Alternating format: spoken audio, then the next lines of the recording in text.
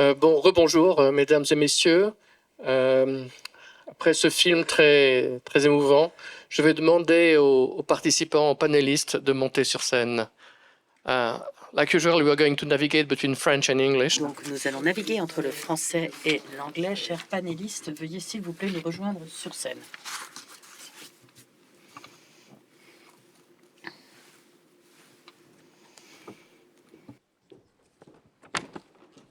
J'aimerais vous les présenter. Please sit down. Alors, je vais commencer par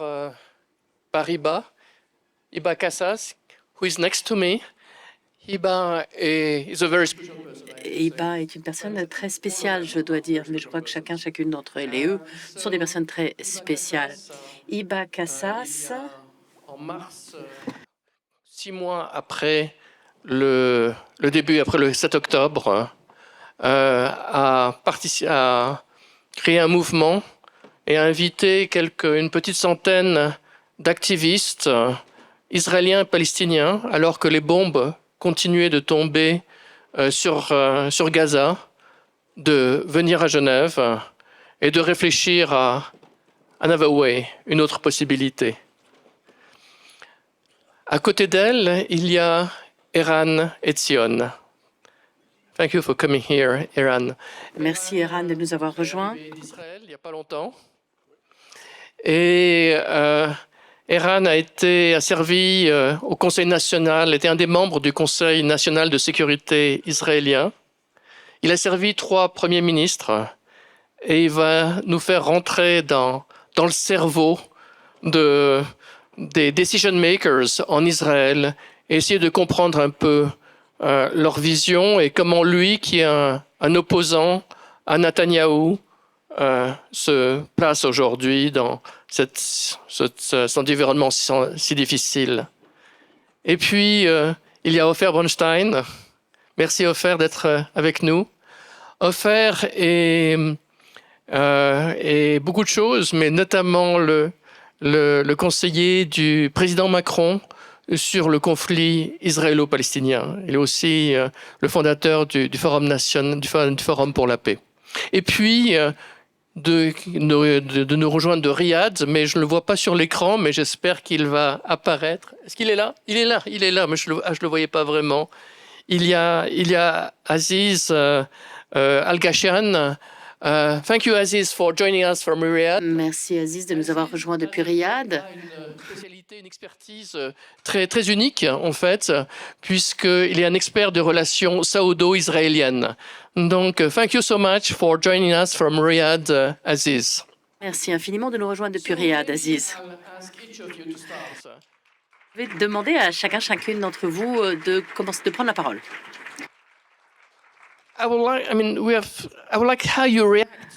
J'aimerais savoir comment vous réagissez au film que vous venez de voir. Iba, vous pouvez commencer. Merci infiniment pour cette question extrêmement facile. Je vais réfléchir apporter 3 réactions, chacune avec 3 perspectives différentes, 3 chapeaux différents. Le premier est ma posture en tant que femme palestinienne, une maman, qui a été formée par la réalité de ce conflit. J'ai grandi sous l'occupation en Cisjordanie. J'ai fait l'expérience du deuil, comme de nombreuses personnes dans le film. Et je peux donc comprendre et souscrire la manière dont les personnes se sentent et ce qu'ils ont raconté. Mais je vais également réfléchir depuis une autre perspective. En tant que directrice exécutive d'une organisation de paix ici à Genève, les Principles for Peace, et une personne qui est fièrement devenue Suisse cette année. Et je dois dire qu'il y a quelque chose qui réclame une réaction immédiate. Il a été très compliqué. Je ne peux qu'imaginer combien chacun se sente chargé en émotions après la vision de ce film. Mais la réalité est extrêmement compliquée. Et même si nous portons un message d'espoir, ce n'est pas là que se place l'opinion générale.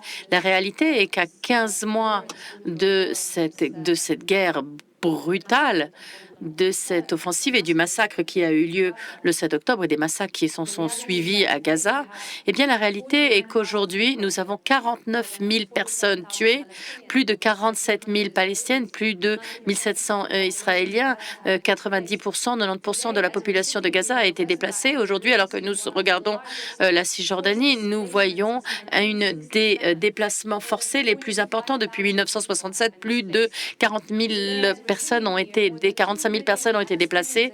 Et alors que nous sommes ici aujourd'hui, plus de 2 millions de Palestiniens de Gaza se demandent s'ils vont subir un nettoyage ethnique et s'ils vont être expulsés. Alors que je parle à ma mère qui est en Cisjordanie, eh bien, elle et sa famille se demandent s'ils seront les prochains, s'ils réussissent à faire ce qu'ils veulent faire à Gaza. Voilà la réalité auquel sont confrontées les personnes. L'autre réalité est que le choc créé par le 7 octobre, avec le massacre qui ont eu lieu ce jour-là, la brutalité, la perte de vie, tout ce que nous avons, ce dont nous avons été témoins, a été également un signe d'alarme pour dire que le status quo n'est plus durable. Il ne peut apporter la sécurité aux Israéliens, ni peut-il apporter la dignité et l'autodétermination des Palestiniens. Toute la doctrine de sécurité a échoué ce jour-là.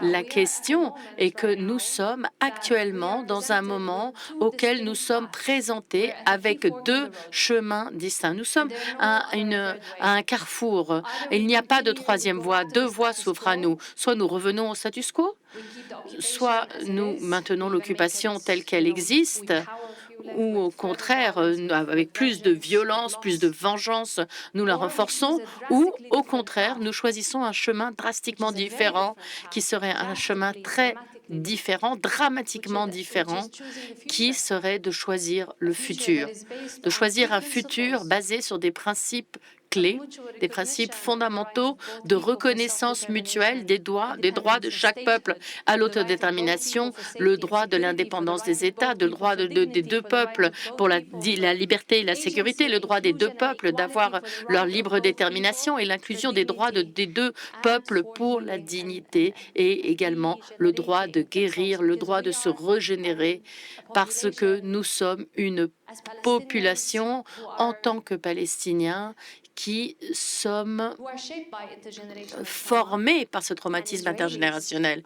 Et d'un autre côté, les Israéliens sont également le fruit de ces traumatismes intergénérationnels. Ça, c'est la réalité. Donc, soit nous continuons de percevoir ceci comme deux choses complètement différentes, ou non. Où en sommes-nous aujourd'hui? Nous pouvons en parler plus en termes du renforcement ou du durcissement de l'opinion publique, ce qui est très difficile actuellement, ce qui rend très lointaine la possibilité d'une solution politique, où nous pouvons parler de la faisabilité physique de la réalité de la Cisjordanie, avec le renforcement de l'armée du Tsahal en Israël, où nous pouvons parler de la possibilité politique avec l'échec des leaderships des deux côtés dans sa capacité de former un futur différent. Et ça, c'est une réalité qui est vraie des deux côtés, où nous pouvons regarder le fait que ceci ait changé un tel changement tectonique qui a créé des failles, et c'est de ceci dont je voudrais parler plus tard quand vous me redonnerez la parole. Je voudrais parler de la manière dont nous essayons d'agir au sein de nos coalitions et dans les différents groupes où des leaders palestiniens et israéliens se réunissent pour essayer de trouver un nouveau chemin, un nouveau parcours. Merci beaucoup. Alors, Iran, eh bien, tout d'abord, j'aimerais également que vous réagissiez au film et ensuite, s'il vous plaît, de nous expliquer ce qu'il se passe dans la tête de Benjamin Netanyahou. Quelle est sa vision? Iba vient de parler de 45 000 personnes qui ont été déplacées en Cisjordanie, des déplacements de personnes à Gaza qui peinent à survivre. Et quelle est la vision? Bonjour à toutes et à tous. Merci infiniment de m'avoir invité. Merci aux organisateurs et organisatrices du festival pour ce travail formidable. Merci à Iba pour avoir permis cette transition depuis le film et nous permettre de parler. C'était évidemment quelque chose de très lourd, un vrai coup de poing à l'estomac et au cœur. Bien évidemment que je sois familier avec énormément de ces scènes, mais de les voir l'une à la suite des autres est quelque chose de très difficile. J'ai deux réactions assez viscérales au film. film et ensuite je vais essayer de vous parler de l'esprit sombre de Netanyahou. La première réaction est malheureusement, nous devons regarder la réalité de face. Les personnes que nous avons vues dans le film, les héros et héroïnes de ce film, sont une minorité au sein d'une minorité au sein d'une minorité. Et ceux-ci ne font que devenir encore plus une minorité de jour en jour. C'est très difficile à dire, mais nous devons reconnaître les faits. Et ceux-ci, elles et eux, ne sont pas présents au sein du discours, pas dans les médias traditionnels, ils ne sont pas présents sur les réseaux sociaux et ils ne sont pas non plus présents au sein des mouvements pro-démocratie ou anti-guerre qui font également, qui existent. Je voulais donc partager ceci afin de vous donner une perspective ultérieure, bien que celle-ci soit négative, mais je crois qu'il soit pertinent de la partager. Deuxièmement, une partie du film était un espèce de visionnage accéléré d'images de l'histoire récente du processus de paix et de l'intifada. Et j'ai joué un rôle très modeste en ceci lorsque je travaillais encore au sein du système en tant qu'assistant du chef négociateur à cette époque-là. Et on ne peut que réfléchir aux immenses lacunes existantes entre le leadership que nous avions à l'époque, donc Yitzhak Rabin, et le leadership que nous avons maintenant, non seulement avec Netanyahou, mais également avec la plupart des leaders de l'opposition en Israël, aucun desquels, ou presque aucun desquels, n'a le courage civil de se lever en faveur de la paix, de s'élever en faveur de la paix. Et donc, entre le courage militaire et le courage civil, il y a des éléments qui ont toujours été importants au sein du leadership israélien. Eh bien, ceci manque cruellement. Et les héros et héroïnes du film ont démontré les deux aspects. Ils ont démontré leur courage dans leur service, le courage militaire, et dans leur vie civile, ils ont démontré un courage civil, et je les félicite de cela. Et maintenant, pour faire un virage extrême vers parler de Netanyahou, je pourrais en parler pendant 1 heure, mais je vais essayer d'être très bref. Eh bien, même avant le 7 octobre et avant également le 23 janvier, où a été créée cette coalition, la coalition qui est le plus à l'extrême droite de notre histoire, eh bien, pendant cette carrière, et les personnes ne reconnaissent pas ceci suffisamment, le savoir, ce que les gens croient de Netanyahou et qu'il n'a pas de stratégie. Ce n'est pas vrai. Il a calculé de manière très précise une stratégie et il la met en œuvre depuis plus de 30 ans. Et cette stratégie est construite sur 2 chemins parallèles. Le premier est la destruction de toute possibilité d'une solution à 2 États et d'annihiler les accords d'Oslo. Le deuxième est de transformer Israël d'une démocratie libérale vers autre chose. Et ces 2 chemins sont des chemins qu'il parcourt de manière très déterminée, en manœuvrant selon les gouvernements et présidents américains. Souvenons-nous de ce qu'il a fait à Clinton et à Obama et ce qu'il a fait maintenant plus récemment à Joe Biden. Eh bien, également, il s'adapte de manière très étendue, de manière très précise à l'opinion publique israélienne. Et d'après cette perspective, et ceci pourrait devenir une série Netflix en entier, eh bien, il est arrivé à un point culminant, un point critique sur ces 2 chemins. D'un côté, pour la première fois, il a le soutien d'un gouvernement américain pour pouvoir en finir avec la solution à 2 États. Non seulement en finir avec ce processus, mais également de mettre en œuvre certains des moyens les plus extrêmes que la droite la plus extrême d'Israël serait en mesure de formuler, qui est l'extermination des Palestiniens. Ça, c'était les projets des Kranas du monde, des Gandhi du monde, ceux qui connaissent ces personnages. L'extrême droite en Israël va bien en delà et qui était et pour la première fois, Netanyahou les a introduits dans la coalition, les a légitimisés avant le 7 octobre, le 23 janvier, et ils sont maintenant légitimés par le plus grand légitimateur du système international, qui est le président des États-Unis. Et donc, quand on parle de l'aspect diplomatique de la stratégie de Netanyahou, il pourrait devenir religieux, tels que Ben Gvir et d'autres, et de tout à coup découvrir qu'un Dieu existe en fait. Et quant au deuxième chemin, c'est-à-dire quand on regarde la transformation qu'il a été en mesure d'infliger à la société israélienne, pour transformer la société israélienne d'une démocratie libérale à autre chose, eh bien, nous sommes arrivés là aussi à un moment charnière où il croit que dans des circonstances spécifiques, et c'est là que ces deux chemins se rencontrent, eh bien, s'il est en mesure, et ça je crois que je ne vais pas pouvoir en parler en grand détail aujourd'hui, eh bien, d'après son point de vue, dans les semaines et mois à venir, il a l'opportunité, croit-il, de pouvoir renouveler la guerre de manière à pouvoir, il l'espère, en finir avec la solution à deux États, tant à Gaza et en Cisjordanie, et par le même biais de tuer la démocratie israélienne et pouvoir perpétuer cette guerre. Et donc, d'après sa perspective, le moment du miracle est arrivé. Thank you for this optimism. Wow, merci pour cet optimisme. Aziz, quelle est votre réaction au film? Et puis, quel est votre point de vue par rapport au projet arabe pour la bande de Gaza?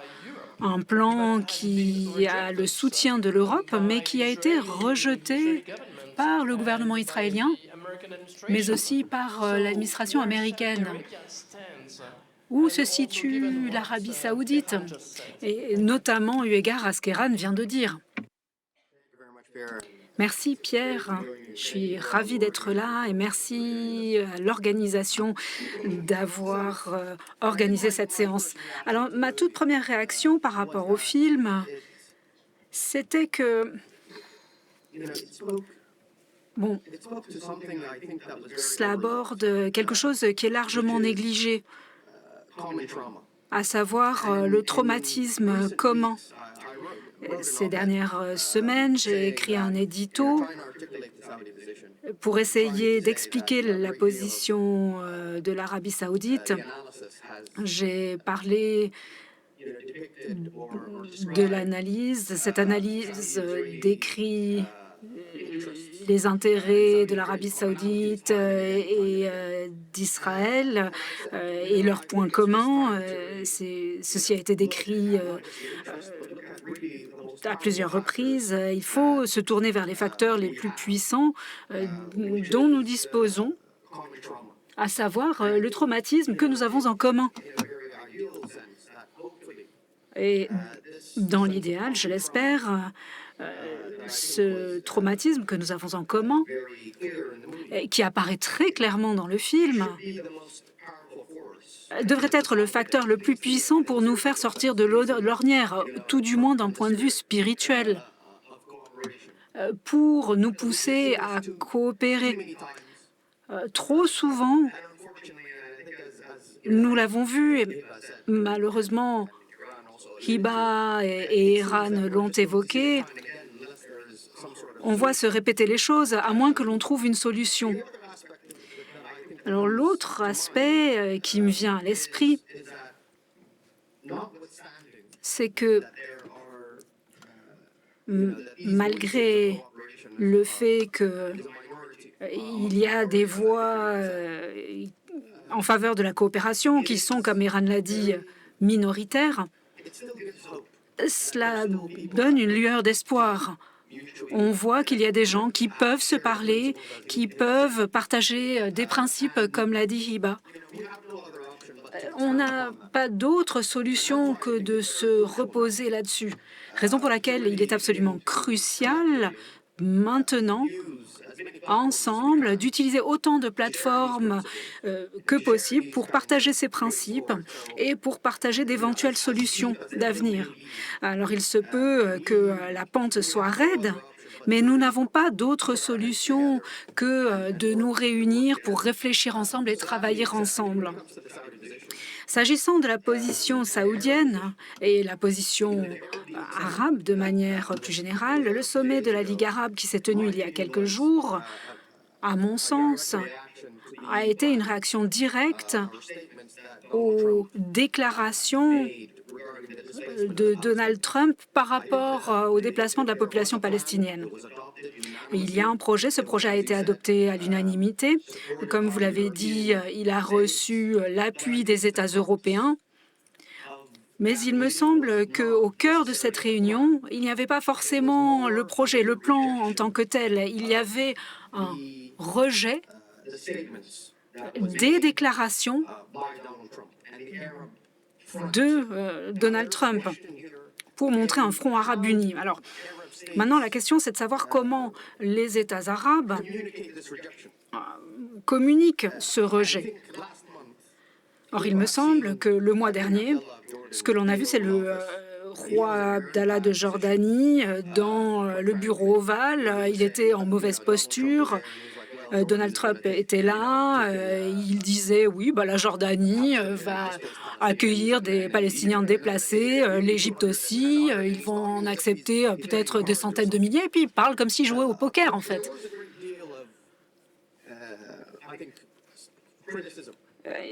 Il y a eu pas mal de critiques qui se sont fait jour. Lorsque l'on voit les réactions suite à la réunion entre Trump et Zelensky, l'on voit que ces déclarations et sa réaction, l'énergie émanant de l'administration américaine, on a vu qu'il essayait de gagner du temps. Et il attendait la réaction multilatérale. Il ne s'agissait pas seulement de partager le fardeau, mais de partager aussi le risque. Il s'agit de multilatéraliser le risque. Et je pense que c'est ce que l'on verra de plus en plus. S'agissant de la réaction des États arabes et de leur rejet d'un certain nombre de ces plans, ça, c'est ce que l'on peut anticiper maintenant. S'agissant du plan en tant que tel, de mon point de vue, ce plan, c'était pour avoir un plan.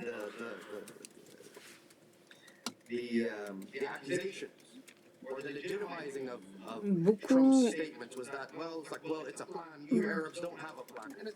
des choses qu'on dit. Donald Trump a accusé les États arabes de ne pas avoir de plan, ce qui n'est pas le cas. Maintenant, les détails de ce plan restent à établir. Il faut encore se mettre d'accord là-dessus. Mais ce sommet arabe, qui est le résultat d'une réunion qui s'est tenue à Riyad quelques semaines auparavant, pose un cadre à la réaction des États arabes de manière générique. Les détails doivent encore être établis, le désarmement des groupes ou pas. Mais il me semble que ce qui apparaît très clairement, c'est qu'il n'y aura pas d'accueil des Palestiniens déplacés, qu'il y a un plan de reconstruction.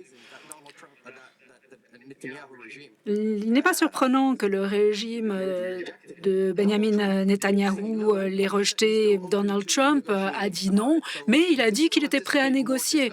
Donc on peut s'attendre à ce qu'il soit davantage discuté. Merci Aziz. Alors, Ofer.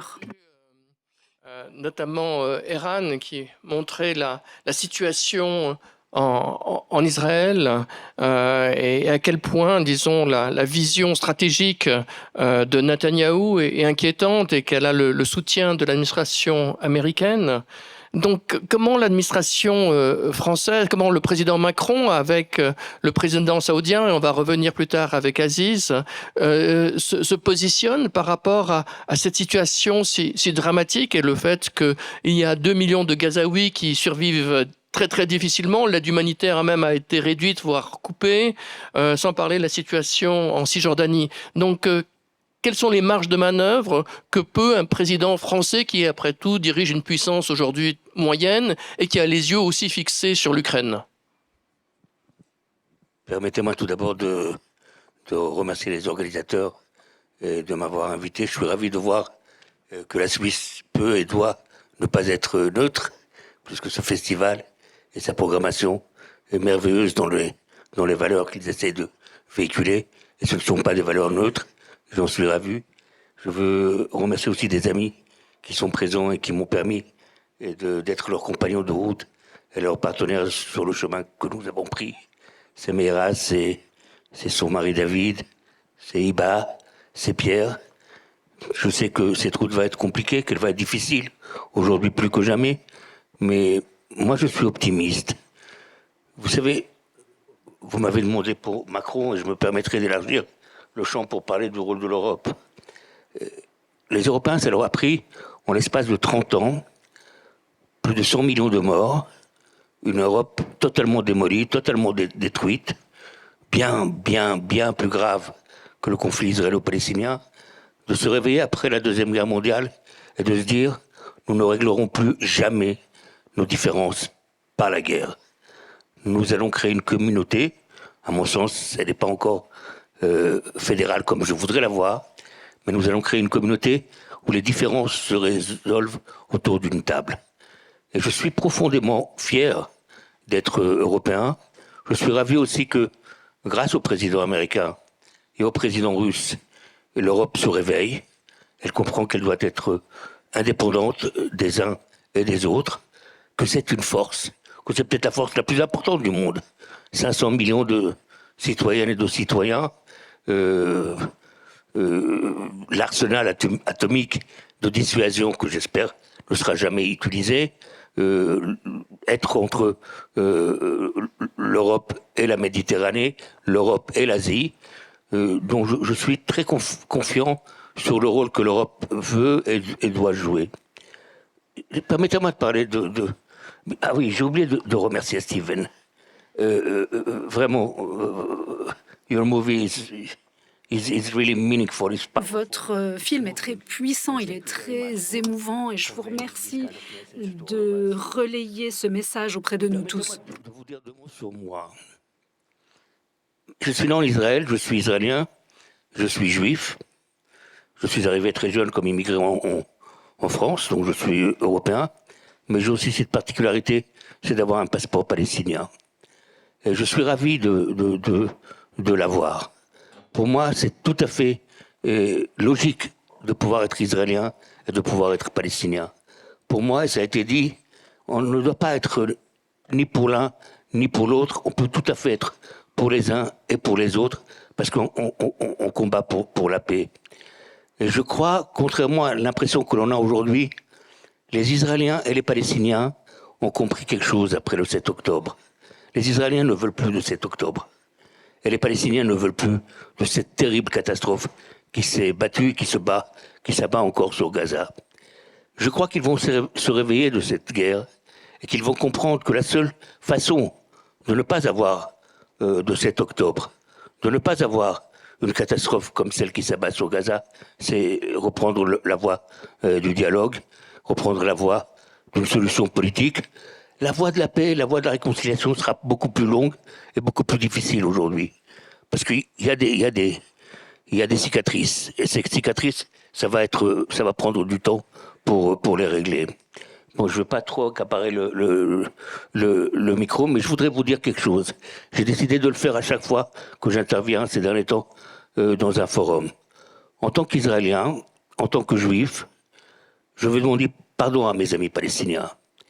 Je pense que j'ai une responsabilité, que ce qui se passe à Gaza sera une tâche que je devrais porter en tant qu'Israélien et en tant que Juif. Et j'espère qu'un jour, ils me pardonneront. Si eux doivent demander pardon, ou certains d'entre eux aux Israéliens, c'est à eux de le faire. Mais mon rôle, mon devoir, c'est de leur demander, avec humilité, de m'excuser.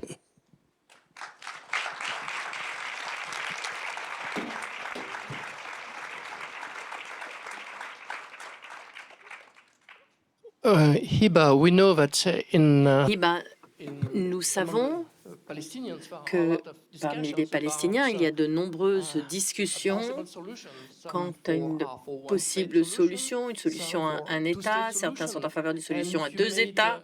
Et vous avez également vous avez pris la décision très claire d'être en faveur d'une solution à deux États. Pouvez-vous expliquer pourquoi vous avez choisi ce chemin qui n'est pas facile à adopter? Merci, Pierre. Avant d'arriver à cela, j'aimerais s'il vous plaît apporter quelques éléments afin de pouvoir expliquer pourquoi nous sommes arrivés à cette décision et avec quelle perspective. Eh bien, je crois qu'il y a souvent une tendance à dire que la solution à deux États est maintenant impossible suite au 7 octobre, mais je suis en faveur de dire qu'une solution, quelle qu'elle soit, était impossible avant même le 7 octobre.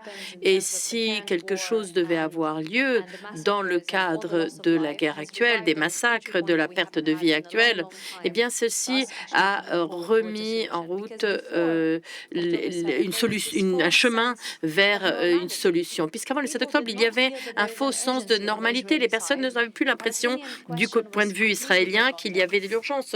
La question palestinienne était quasi complètement oubliée, et même au sein de la normalisation de la discussion, dans la discussion de la normalisation avec les accords, il y avait cette croyance que les Israéliens pouvaient normaliser leur vie autour de la question palestinienne et pouvaient simplement avancer. Et ceci a eu lieu sous le gouvernement Trump. Certains diraient que ce n'est pas entièrement le cas puisqu'il y avait des discussions, on a empêché une annexation à ce moment-là, mais il y a eu une complète normalisation autour du conflit israélo-palestinien et il n'y avait plus de poussée vers une solution politique à l'époque. Et ce qui est fondamentalement différent aujourd'hui est la réalisation que le status quo n'est pas soutenable et également la réalisation qu'avec tout le manque de conscience existant, si nous regardons certains de nos partenaires dans notre coalition d'accord, eh bien, ceux-ci ont montré leur soutien après le 7 octobre, une soutien pour une solution à deux États. Il y avait un soutien qui était 30-32%, mais quand on le place dans le cadre d'une discussion régionale, de la sécurité régionale, où les Israéliens sont censés avaler une solution démilitarisée pour l'Israël, eh bien, le soutien arrive à plus de 60%. Et ça, c'est un point d'entrée qui n'existait pas auparavant, puisque ceci n'était pas perçu comme une priorité. Et du côté palestinien, le soutien d'une solution est également plus fort que jamais. Certains de nos partenaires dans la coalition pour la solution à deux États ont fait des sondages du côté palestinien, et ceci montre que plus que 71%, 71% sont en faveur d'une solution à deux États et 19% de plus sont en faveur d'une solution à deux États avec une confédération, avec ce regard à long terme qui dirait que nous devrions pouvoir parler d'intégration à long terme. Mais la séparation, l'humeur aujourd'hui est pour la séparation parce qu'il y a tellement de traumatisme des deux côtés. Ne nous voilons pas la face. Certaines personnes disent que le paix de la paix n'est pas réaliste. Mais je crois que l'état d'esprit actuel, eh bien, je suis d'accord pour dire ce que nous avons vu aujourd'hui, ce sont des quelques courageux qui sont vraiment à l'avant-garde et que la majorité des personnes ne sont pas à ce stade, à cette volonté, mais basée sur leur intérêt propre, parce que dans l'intérêt d'Israël, la paix est impérative. Une solution politique est impérative en termes de sécurité. Une normalisation de la sécurité de la région est essentielle et ceci doit inclure le droit des Palestiniens à l'autodétermination, la dignité et la sécurité et également dans l'intérêt d'Israël et de sa sécurité. Et pour les Palestiniens, il est venu également de reconnaître qu'un impératif en matière d'autodétermination est de pouvoir garantir la sécurité d'Israël. Donc, comprenons qu'il est nécessaire qu'il y ait des compromis des deux côtés et qu'il y ait un engagement à transformer et à avoir une réforme concrète. On ne peut pas avoir des prisonniers pendant des années. Il y a aujourd'hui en Palestine 83% de la population veut des élections. Les personnes désirent de la démocratie. Ils veulent une nouvelle forme de leadership. Mais même parmi les intellectuels en Palestine, il est très difficile de rentrer en politique. Pourquoi? Eh bien parce que si vous allez au sein de l'autorité palestinienne, qui n'est pas en mesure de délivrer des biens de base, de première nécessité à sa population, puisque le gouvernement israélien peut couper tous les fonds. J'ai des amis palestiniens qui n'ont pas eu de salaire depuis un salaire plein depuis le 7 octobre. Ils reçoivent parfois 60%, parfois 40%, mais ils ont des obligations. Et ça, c'est la réalité du côté palestinien. Un gouvernement qui ne peut pas fournir la sécurité de base à sa population, qui ne peut donner aucun service fondamental à sa population en raison du contrôle israélien, de l'occupation israélienne. Les personnes disent qu'il n'y a pas d'entité modérée en Palestine, mais c'est pas vrai. Mais la réalité est que si vous commencez à travailler dans le contexte actuel, vous ne pouvez qu'échouer. Mais ce que nous essayons de faire avec notre coalition unie pour un futur commun, eh bien, juste après le 7 octobre, nous nous sommes réunis, et je regarde ici certains amis de la pièce qui est avec moi de côté, David, Mira, Neira, Leila, Naroun, et mon président qui est quelque part dans la salle, Yves Lacoste. Nous avons commencé très tôt à réfléchir à comment nous pouvions répondre à tout cela parce que nous avions un sens et une réalisation. Nous comprenons que le status quo n'est plus possible et que le leadership a failli. Et je crois que ça revient à nous, le peuple, nous, seuls et ceux du peuple qui avons des connexions, qui avons des engagements, qui avons la volonté de nous réunir de manière pragmatique, non seulement autour de principes communs, mais également autour de notre intérêt propre, d'amour pour nos propres populations et de décider quel type de futur nous voulons. Les Israéliens et les Palestiniens ont des narratives historiques extrêmement différentes sur lesquelles jamais nous ne serons d'accord. Nous avons très souvent une lecture très différente du présent, mais là où nous pouvons trouver des points communs, c'est sur notre vision du futur et c'est pourquoi je suis également ravie de retrouver ces trois formidables personnes autour de moi.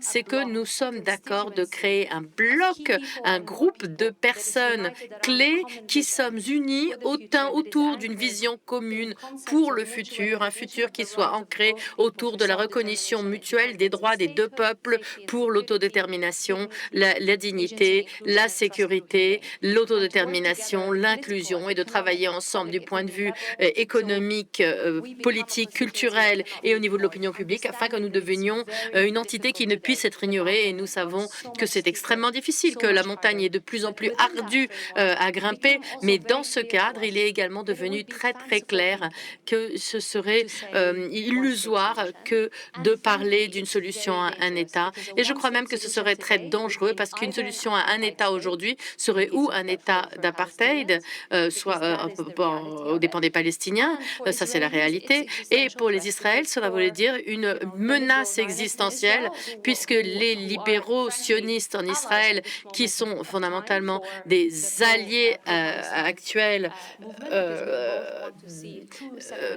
et parce que nous voulons tous les deux voir pour deux entités qui veulent voir des États distincts, c'est également une menace existentielle pour eux parce qu'aujourd'hui, il y a 7,5 millions de Palestiniens entre la mer et le Jourdain et il y a également 7 millions de Juifs et où nous allons apprendre à vivre ensemble, où nous allons tous mourir ensemble comme des idiots, comme ça a été dit par d'autres, mais la réalité est qu'actuellement, l'idée est d'arriver à la préservation mutuelle et j'espère qu'un jour, peut-être pour la préservation de nos enfants et petits-enfants, nous deviendrons aussi civilisés que ce continent où vous êtes en mesure de vous déplacer librement, de vous intégrer et de parler de partenariat. Mais le traumatisme aujourd'hui ne permet pas cela. Il faut qu'il y ait un divorce avant qu'il puisse y avoir une réconciliation constructive. C'est pourquoi nous parlons de deux États et nous espérons que la guérison, la réconciliation pourra apporter dans le futur une plus grande coopération.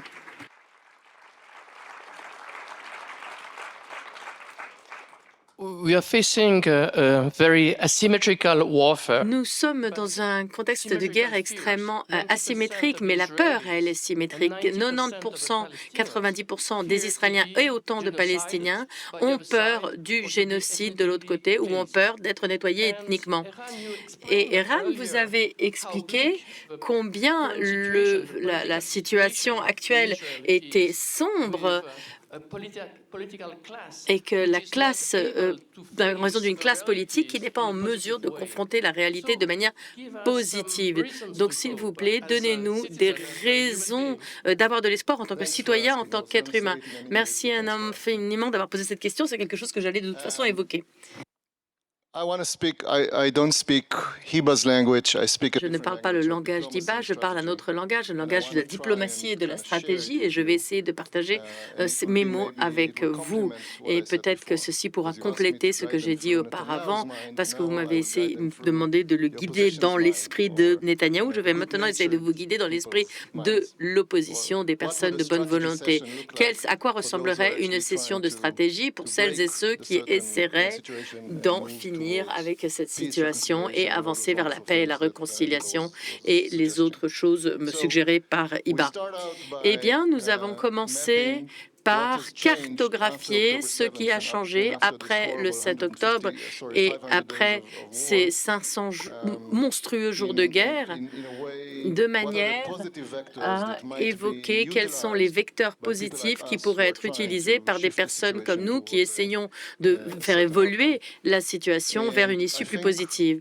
Eh bien, je crois que ce qui a changé sont toute une série de choses qui donnent au moins la fondation d'une stratégie opposée à celle de Netanyahou, une stratégie qui pourrait en fait en finir avec Netanyahou, enfin vaincre Netanyahou et ses supporters. Le premier élément est le fait de finir avec le status quo et cette stratégie de gestion du conflit qui était le point commun, comme le disait Iba, non seulement pour Netanyahou, mais également le gouvernement du changement que nous avons eu pendant un moment très bref après avoir réussi à faire tomber Netanyahou suite à des manifestations civiques dans le mouvement de Darfour dont j'ai pris une part, auquel j'ai pris modestement part. Nous avons eu pendant une année un autre gouvernement, mais ce gouvernement, ce qu'il a fait en ce qui concerne le processus de paix, a été le mettre sur pause parce que ceci était plus avantageux pour les politiciens d'un certain bord politique pour pouvoir être à l'encontre de Netanyahou. Ils ont décidé donc de mettre le processus de paix sur pause en disant qu'ils n'allaient pas le traiter, puisque nous allons pouvoir gérer le conflit et le prochain gouvernement en Israël qui arriverait après l'élection ne pourra ensuite pas faire cela. Il n'y a aucune tolérance au sein du public israélien pour ce type de message actuellement. Et bien entendu, ça c'est une bonne nouvelle. Mais le côté de Netanyahou, du côté politique, parle d'inannihilation totale avec la destruction de Hamas, la destruction de Gaza, l'occupation de la Cisjordanie, enfin voilà, c'est les projets, le fait que la Jordanie soit la Palestine, etc. Mais la plupart des Israéliens, je crois, ne suivent pas ceci comme une stratégie plausible et ils se croient en une stratégie de résolution de conflits qu'ils pourraient imaginer comme crédible. Je ne dis pas que celle-ci serait facile, mais en raison des changements de la stratégie de gestion de conflits, je crois qu'il y a une vraie ouverture. Et ça, c'est le premier élément de bonne nouvelle. Et le deuxième élément est la situation régionale. Je crois, bien entendu, je ne peux pas parler au nom des Saoudiens comme le fait mon collègue Aziz.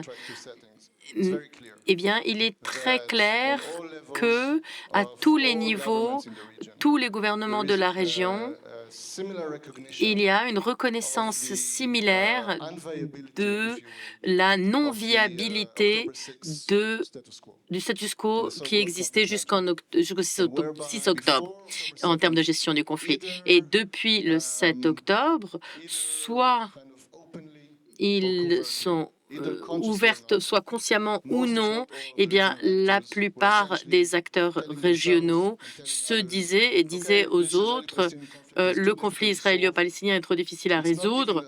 Celui-ci n'est pas suffisamment une menace pour nous en tant que des Émirats arabes unis, la Jordanie ou d'autres. Ce n'est pas suffisamment une menace pour que nous agissions. Nous allons nous également le laisser pour compte. Mais pour eux, aujourd'hui, ceci n'est plus une stratégie viable. Ils se sont réveillés et ils se sont réveillés avant même que Trump ne les secoue de la manière si brutale. Et Et comme Aziz l'a dit, les plans étaient déjà en cours avant que Trump ne remporte l'élection, mais on ne peut pas nier que la folie de Trump a fait une pression ultérieure sur le collectif des pays arabes. Et il y a aujourd'hui un plan qui est mis en œuvre, qui est actuellement rendu public.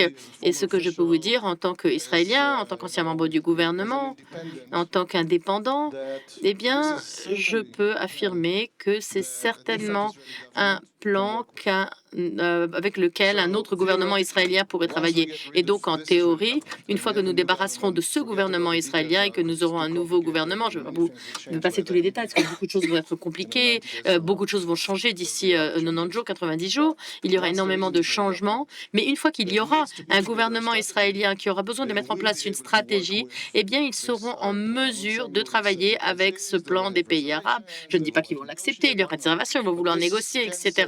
Mais ceci peut servir d'une base de négociation et ça, c'est une nouvelle excellente parce qu'il y a un consensus arabe et une fois qu'il y aura un partenaire israélien, bien entendu, il y a déjà un partenaire palestinien qui sera, je l'espère, galvanisé par des élections ou par, en tout cas, un mandat régional ou un mandat international, ça c'est une autre histoire, mais il y aura un gouvernement israélien qui sera en mesure de travailler avec la coalition régionale afin d'avancer vers le renouvellement du processus de paix avec un nouveau mandat qui sera en accord avec la nouvelle réalité.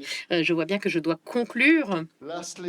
Enfin, le panorama international, qui est bien entendu compliqué et qui comporte énormément d'éléments qui sont négatifs et surprenants, eh bien, je crois que avec l'attitude de Trump, dans la mesure où celle-ci puisse être décrite, ou d'essayer de comprendre quel serait le processus, puisqu'il change constamment de posture et de comportement, eh bien, dans une situation dans laquelle il y aurait déjà un consensus arabe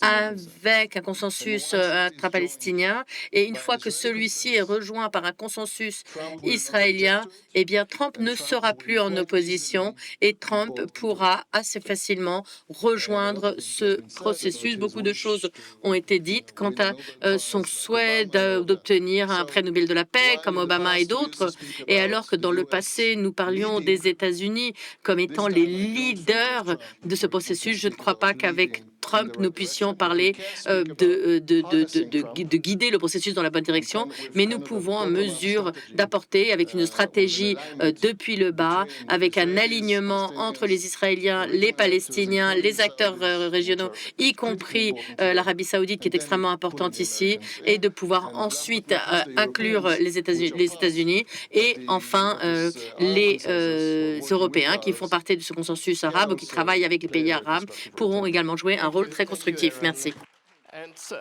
Merci, Eran. Il me semble qu'Eran vous a quasiment invité, Aziz, à expliquer et développer le point de vue de Sa Majesté MBS avec le sommet de juin prochain avec le président Macron. Est-ce que vous pouvez nous en parler? Oui, alors j'aimerais juste me faire l'écho du fait que avant le 7 octobre, il y avait des déclarations émanant des pays arabes et de l'Arabie saoudite qui disaient que la région ne pouvait avancer à moins que la question israélo-palestinienne ne soit résolue. Et d'après moi, c'était une vraie préoccupation, mais c'était une préoccupation très théorique.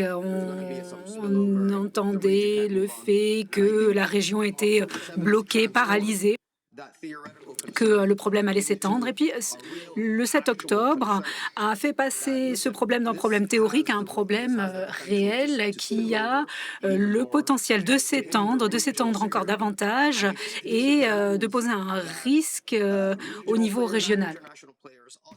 Les acteurs régionaux et internationaux doivent utiliser cet argument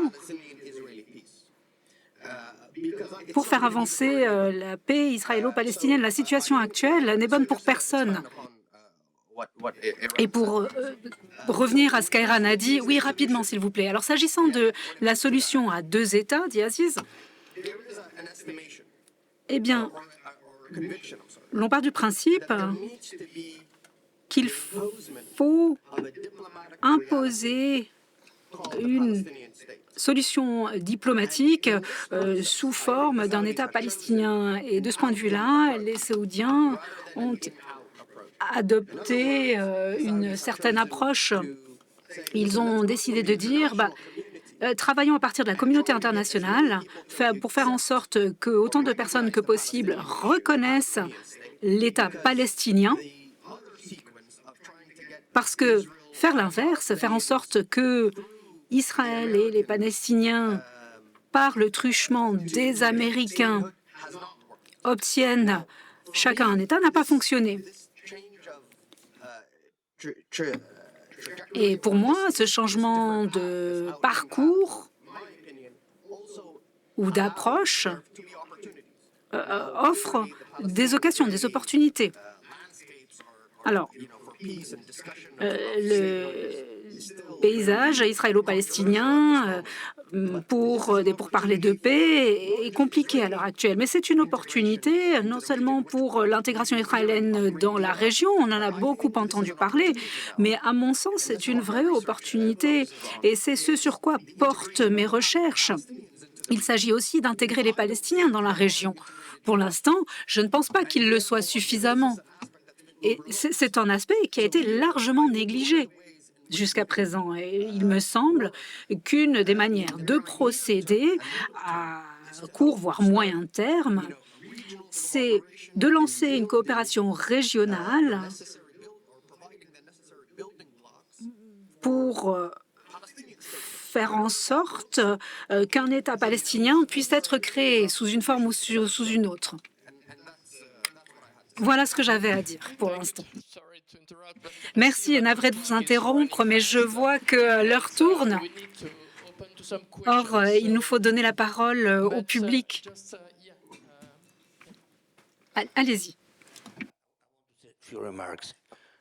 Moi, j'aurais quelques remarques.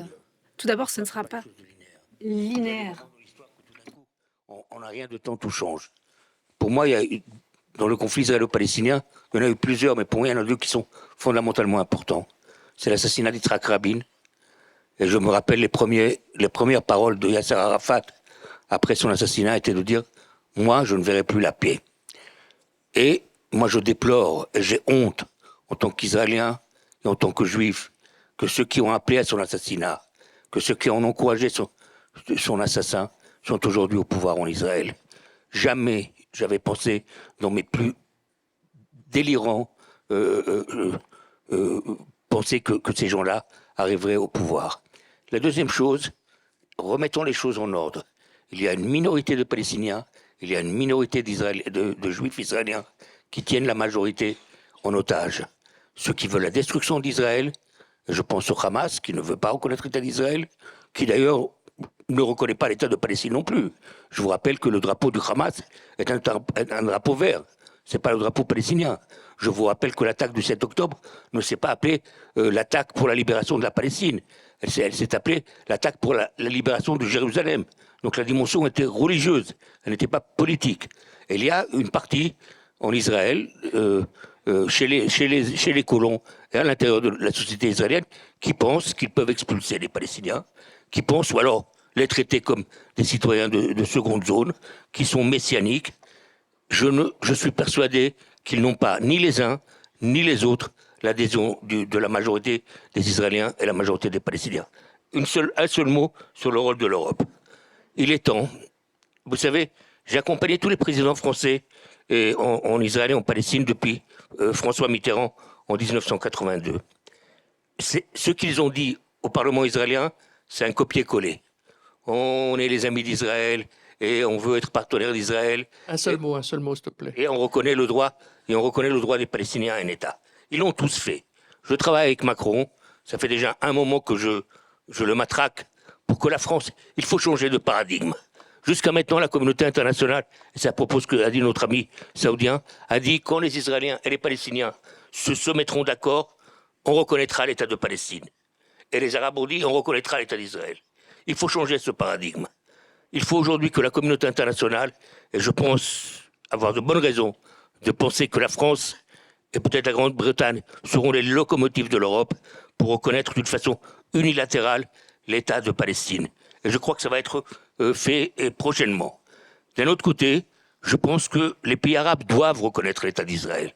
Isoler l'État d'Israël, c'est réconforter l'extrême droite. C'est réconforter ceux qui croient que le monde arabe veut détruire et ne pas reconnaître l'État d'Israël. Merci, Ofer. Cette double reconnaissance est fondamentale et il ne faut pas attendre que les Israéliens et les Palestiniens reprennent le dialogue et les négociations. Il faut le faire maintenant.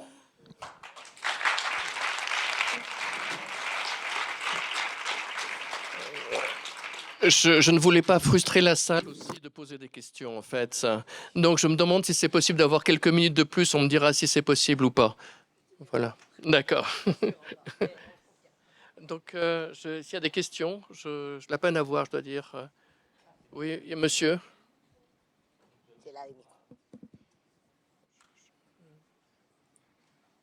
Merci, bonjour. Je vais faire très vite. J'ai deux questions. La première, c'est que vous avez cité la date 82. Il y a le massacre de Sabra et Shatila. On aurait pu croire que pour les Palestiniens, une paix était impossible.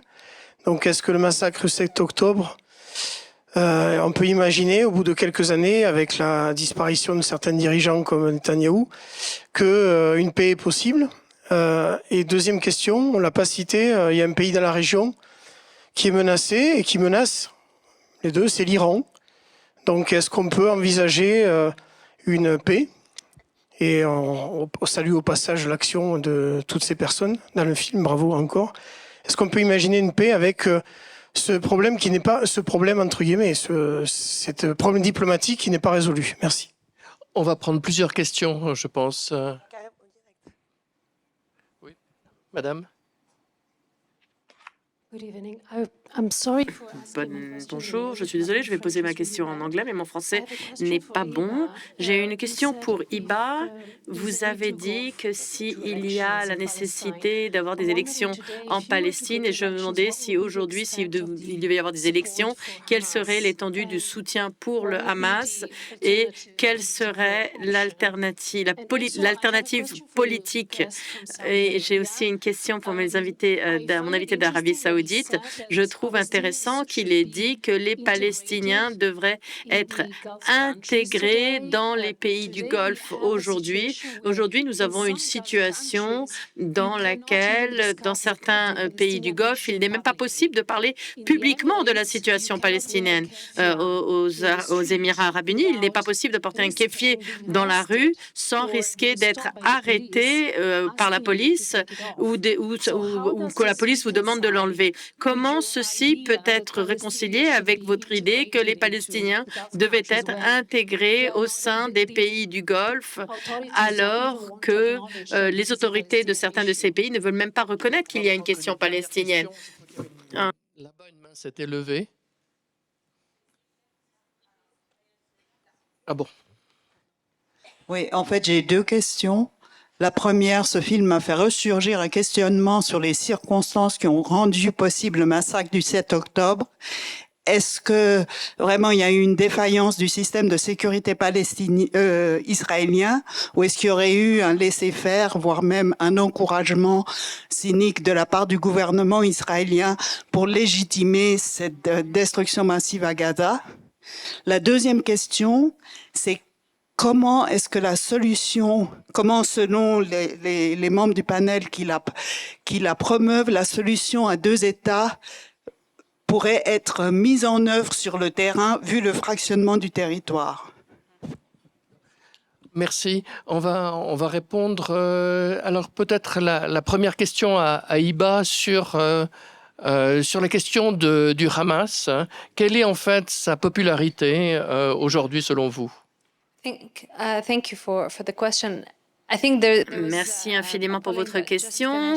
Je crois qu'il y a un sondage qui a récemment été mené qui demandait aux arrangements en termes de gouvernement suite à la guerre. Et j'ai vraiment été touchée par l'issue des résultats de Gaza, où seuls 6% de Gaza voulaient que le Hamas ait un rôle dans le futur gouvernement. Et donc, je vais avancer aller un peu plus loin et dire que la popularité du Hamas dans les journées immédiates, juste après le 7 octobre, a été en augmentation en Cisjordanie, bien plus qu'à Gaza. Mais il faut regarder ceci en contexte. Et je remercie Steve d'avoir pu capturer l'essence et la complexité des sentiments, du traumatisme, de l'occupation, etc., de tout ce que ceci fait au corps. Eh bien, la réaction immédiate après le 7 octobre était d'en rompre le système avec Gaza, avec 17 années de blocage.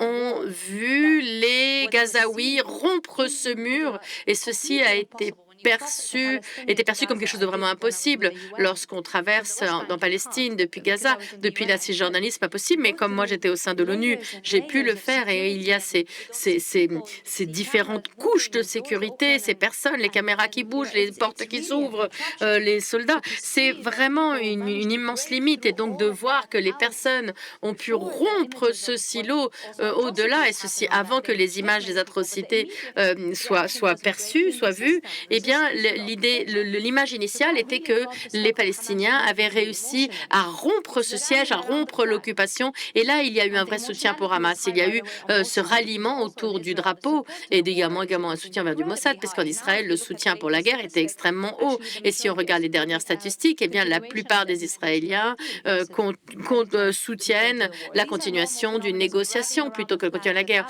Donc, il y a ce phénomène émotionnel du ralliement autour du drapeau avant que les personnes reviennent. Donc Hamas, non, n'est pas si populaire aujourd'hui. Je ne peux pas vous dire qui va gagner parce qu'il y a eu une tentative de travailler à la construction d'une élection il y a quelques années. Je crois que les leçons étaient extrêmement intéressantes. Il y a des nouvelles constellations possibles à ce moment-là.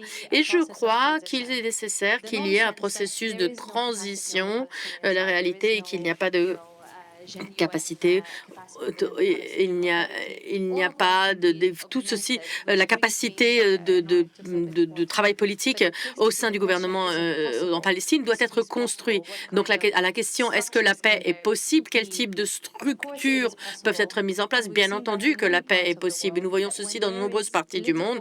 Nous voyons que quand il y a la volonté politique de créer et de permettre la création d'institutions étatiques, il peut y avoir des mécanismes pour soutenir la capacité des États à avoir des garanties en termes de sécurité, en termes de maintien de la paix. Il y a des modèles qui permettent ceci de fonctionner et c'est là que nous voyons que le rôle essentiel des acteurs régionaux et nous voyons également une opportunité, selon moi, de faire avancer une solution de la paix.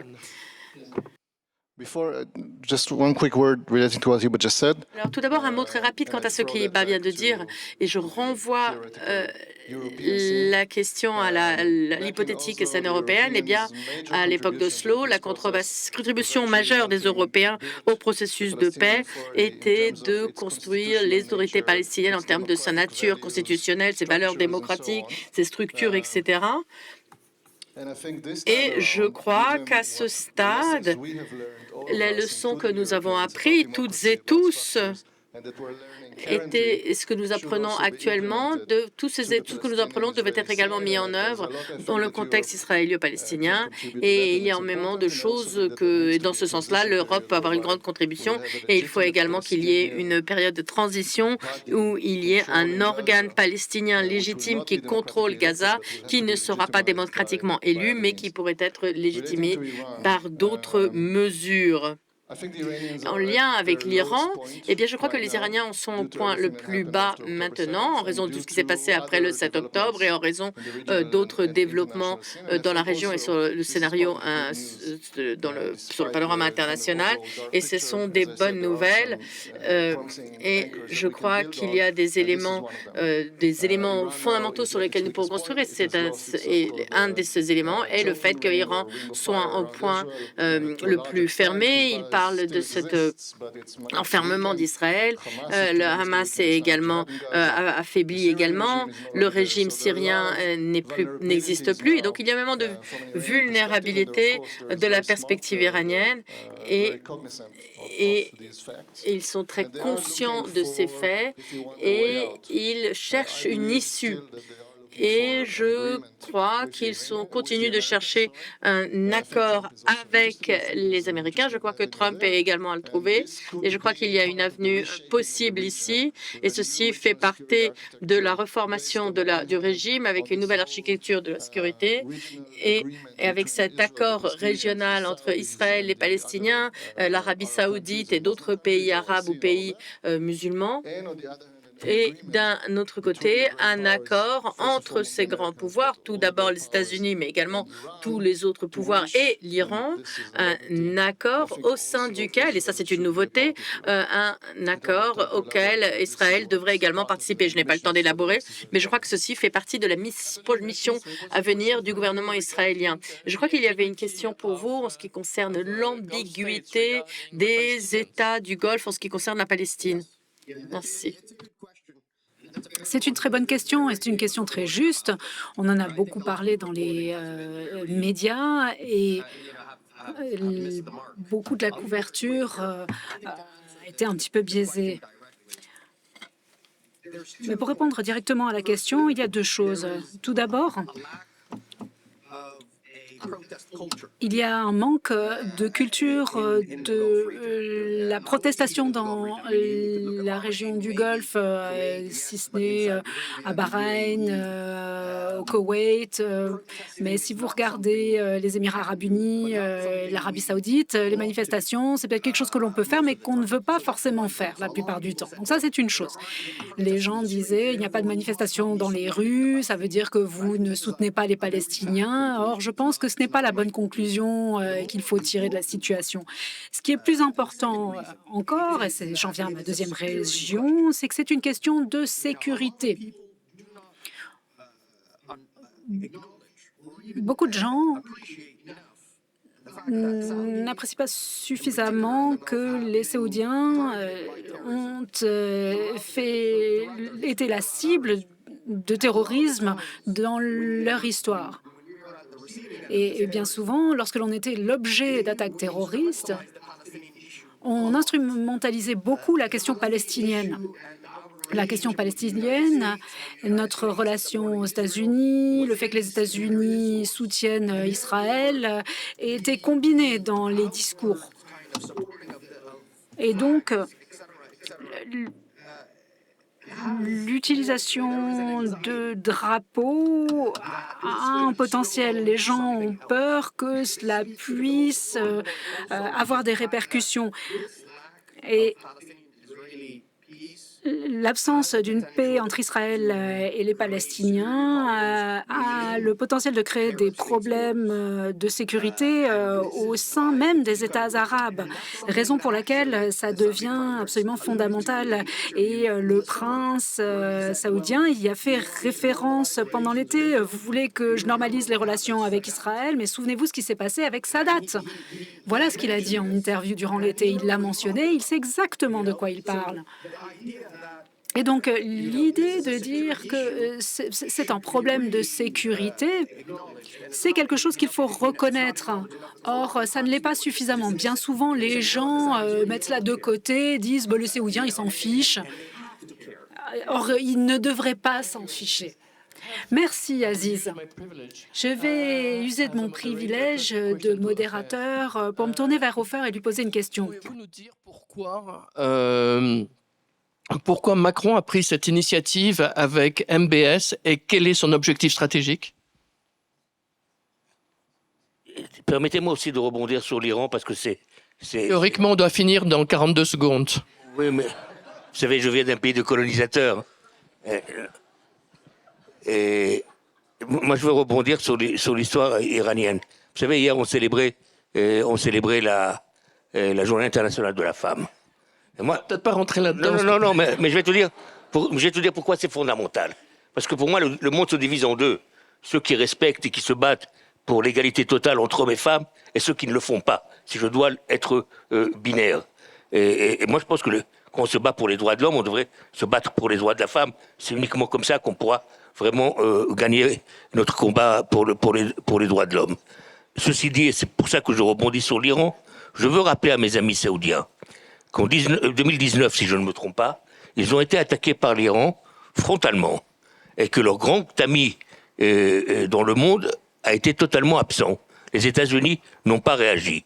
Les Saoudiens ont compris qu'ils ne pouvaient pas toujours compter sur les Américains. Avec l'aide des Chinois, ils ont renoué les relations diplomatiques avec l'Iran. Moi, je pense que le régime iranien est en train de, et Rand l'a très bien dit, est en train de mourir. Par contre, le peuple iranien est un peuple exceptionnel. Les femmes iraniennes sont un exemple et une inspiration pour nous tous. Je pense que nous, on doit encourager, c'est peut-être quelque chose qu'on doit faire, les relations entre les sociétés civiles dans le monde, israélienne et iranienne, parce que je crois que la paix avec l'Iran sera vraiment le grand changement de la région. Et je veux rappeler quelque chose d'historique. Le premier pays musulman, le premier pays qui avait des relations diplomatiques avec Israël était l'Iran. Donc si ça a été fait dans le passé, ça peut être fait dans le futur. Quant au rôle de l'Europe et au rôle de Macron, je pense que Macron va faire ce qu'il peut aujourd'hui. Et encore une fois, une opportunité s'est offerte à l'Europe ces derniers temps pour se réunifier, pour avoir une politique commune, pour être synchronisée. Et je crois qu'elle le sera aussi sur le conflit israélo-palestinien. Je suis ravi de voir les Anglais revenir vers l'Europe. L'idée avec l'Arabie saoudite, tout le monde pense que l'Arabie saoudite, l'initiative de paix arabe qui est née en Arabie saoudite, est fondamentale pour la réconciliation régionale. Les Saoudiens et l'initiative de la Ligue arabe ou l'initiative arabe, les paramètres sont clairs. On reconnaît l'État d'Israël et il faut que la communauté internationale reconnaisse l'État de Palestine. Donc, et d'ailleurs, je vous rappelle une chose. Merci. La conférence, la conférence que Macron et MBS veulent faire s'appelle la conférence des deux États.